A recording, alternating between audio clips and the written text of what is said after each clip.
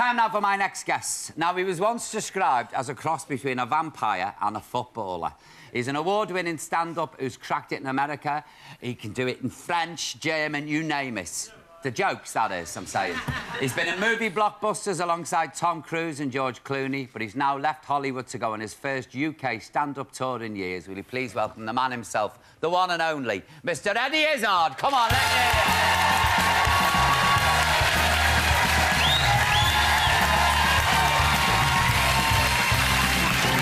It definitely is.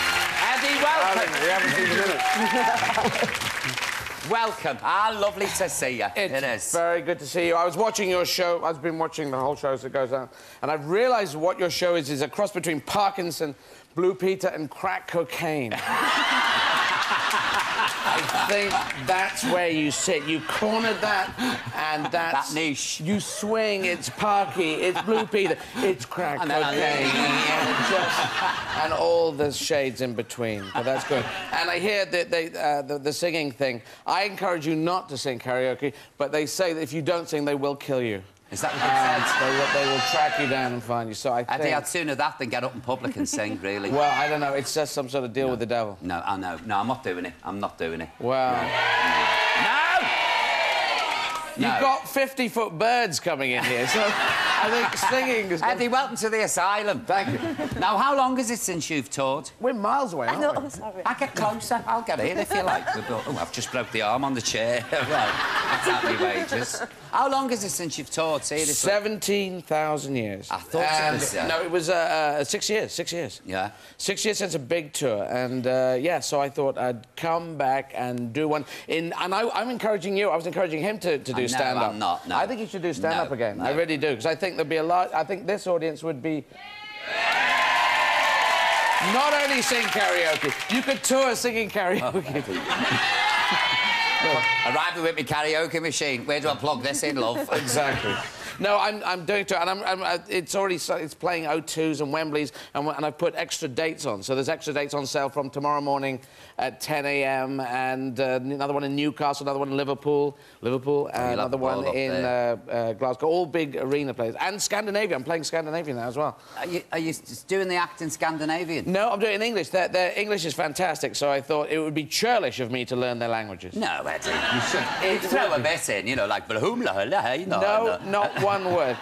Just what does that mean? Well, I can't say at 5 o'clock. Have you got a light, love, it means. No, their English is brilliant. Yeah. I found that I wasn't learning any of the any Swedish or any Norwegian because they speak it. I was once being taught by a guy when I was first playing in Sweden, and he was talking to me and he was helping me with the show, and I thought he was from South London. He was from Stockholm. Yeah, it's just he said he learned his English from watching Monty Python.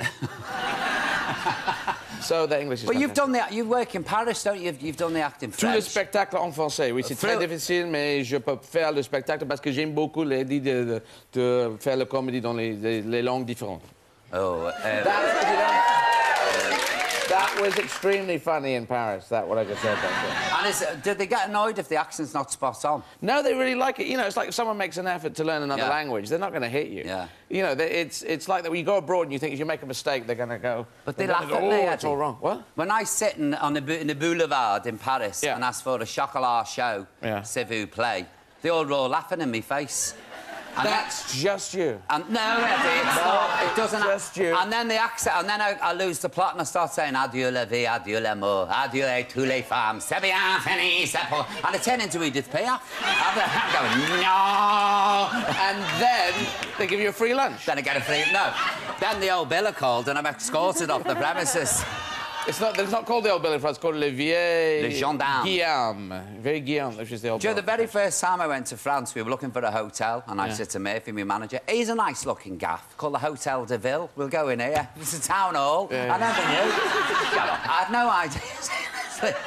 Do you get nervous doing these huge venues? I mean, the O2 is massive. You can get nervous if you think about it, but it's a bit like driving a car. You remember before you could drive a car? That was really scary. And once you can drive a car, you have a conversation for 3 hours, and sometimes everyone will have done this, that bit where you're chatting, and then you think, God, last 10 minutes, I can't even remember what I did, because it's on... You're just so used to it. How long's the show? 3 minutes. off yeah, so before I get... No, it's about an hour and a half, hour and 3/4, 2 hours, Do you know 6 what hours. is me about it? It's not scripted, is it? So you just go on and you let it flow. Well, it is scripted. I mean, it's whatever I said yesterday. Did you used to write yours?